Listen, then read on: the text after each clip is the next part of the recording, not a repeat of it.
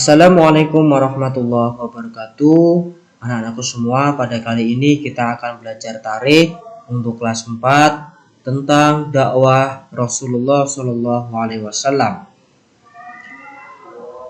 Sebelum kita memasuki pembelajaran, sebagai kompetensi dasar dalam mata pelajaran ini, sebagai kompetensi dasar dakwah Rasulullah Shallallahu Alaihi Wasallam, yang pertama diharapkan siswa memahami dan meneladani dakwah Rasulullah SAW dan para sahabatnya.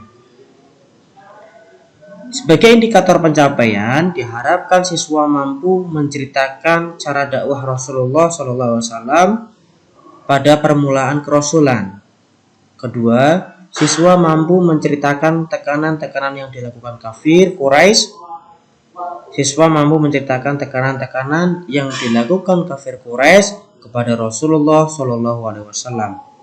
Yang ketiga, siswa mampu menceritakan tekanan yang dilakukan kafir Quraisy kepada Bilal bin Rabah dan Sumayyah. Keempat, siswa mampu meneladani kesabaran Rasulullah dalam berdakwah. Yang kelima, siswa mampu meneladani keteguhan iman para sahabat Rasulullah SAW. Selama pertengahan semester nanti kita akan belajar tentang dakwah Rasulullah ini. Untuk memulai yang pertama, kita belajar tentang cara dakwah Rasulullah SAW. Jadi yang pertama ini kita belajar bagaimana dakwah Rasulullah SAW. Yang pertama, dakwah Rasulullah secara sembunyi-sembunyi. Dan yang kedua, dakwah Rasulullah secara terang-terangan. Memasuki yang pertama, cara berdakwah Rasulullah SAW. Setelah menerima wahyu yang pertama, Nabi Muhammad SAW tidak langsung berdakwah kepada keluarganya. Beliau sering memikirkan kejadian-kejadian ketika menerima wahyu yang pertama. Sehingga pada suatu hari beliau menerima wahyu yang kedua, yaitu surat Al-Mudaththir ayat 1-7. A'udzu billahi minasy syaithanir rajim. Bismillahirrahmanirrahim. Ya ayyuhal muddaththir qum fa'anzir wa rabbaka fakabbir wa thiyabaka fatahhir warrujza fahjur wa la tamnun tastakthir wa li rabbika fasbir. Shadaqallahul azim. Artinya, hai orang-orang yang berselimut, bangunlah, lalu beri peringatan, dan Tuhanmu agungkanlah, dan pakaianmu bersihkanlah, dan perbuatan dosa tinggalkanlah, dan janganlah kamu memberi dengan maksud memperoleh balasan yang lebih banyak, dan untuk memenuhi perintah Tuhanmu bersabarlah.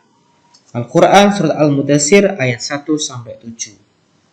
Dalam wahyu yang kedua, Nabi Muhammad SAW diperintahkan untuk berdakwah.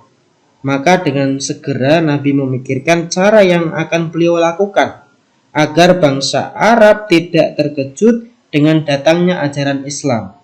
Sebagai seorang Nabi, beliau memahami betul akibat yang akan dihadapi dari ajaran yang baru tersebut. Akhirnya, Nabi menemukan cara yang terbaik untuk melakukan dakwah. Pertama-tama, beliau itu berdakwah secara sembunyi-sembunyi kepada masyarakat Arab.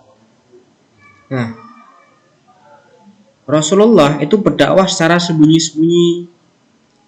Dakwah Nabi Muhammad SAW dimulai dari orang-orang terdekat, dimulai dari rumah, keluarga, dan para sahabatnya. Setelah wahyu yang pertama turun, beliau itu berdakwah kepada orang-orang yang dekat dengan beliau supaya mereka percaya kepada dakwahnya dan mengikutinya. Tempat yang dipilih oleh Nabi Muhammad Shallallahu Alaihi Wasallam untuk berdakwah adalah rumah Al-Arqam bin Abil Arqam. Para sahabat Nabi Muhammad Shallallahu Alaihi Wasallam yang pertama kali masuk Islam. Dakwah Nabi Muhammad Shallallahu Alaihi Wasallam mendapat sambutan yang baik dari keluarga dan para sahabatnya. Adapun orang-orang yang pertama kali beriman kepada dakwah Nabi adalah Khadijah bin Khalid, Abu Bakar, Ali bin Abi Thalib, Zaid bin Harisah, Ummu Aimah. Khadijah binti Khalid ini adalah istri Nabi Muhammad SAW yang merupakan orang pertama kali masuk Islam dari kaum perempuan. Kemudian Abu Bakar, nama aslinya Abdullah bin Abi Hufaifah, merupakan orang yang pertama kali masuk Islam dari golongan laki-laki dewasa. Ali bin Abi Thalib, yaitu seorang anak laki-laki paman Nabi, yang merupakan orang yang pertama kali masuk Islam dari golongan pemuda. Kemudian Zaid bin Harisah, yaitu seorang budak belian Khadijah, merupakan orang yang pertama kali masuk Islam dari kalangan budak laki-laki. Kemudian yang kelima, Ummu Aiman, yaitu budak belian peninggalan orang tua Nabi Muhammad SAW, yang merupakan orang yang pertama kali masuk Islam dari kalangan budak perempuan. Nah, dengan bantuan Khadijah dan Abu Bakar, dari hari ke hari semakin bertambah orang yang beriman, baik laki-laki maupun perempuan. Orang yang pertama kali masuk Islam disebut sebagai As-Sabiqunal Awwalun, yang artinya kelompok orang-orang yang pertama kali masuk Islam. Nah, dari golongan laki-laki yang pertama kali masuk Islam yaitu Utsman bin Affan, Tal'ah bin Ubaidillah, Arqam bin Abi Arqam, Sa'ad bin Zaid, Bilal bin Rabah, Amir bin Abdullah, Utsman bin Mudlun, Zaid bin Ibnul Awam, dan Abdurrahman bin Auf. Kemudian dari golongan perempuan ada Safiyah binti Abdul Muthalib, Lubabah, Ummu Salamah, dan Asma binti Abu Bakar. Mereka berjumlah lebih dari 30 orang. Mereka yang disebut sebagai As-Sabiqunal Awwalun, orang yang pertama kali masuk dalam Islam. Nabi Muhammad SAW menyuruh kepada orang-orang yang pertama kali masuk Islam agar senantiasa beriman kepada Allah Subhanahu wa Ta'ala. Beliau berdakwah dengan lemah lembut dan penuh kebijaksanaan.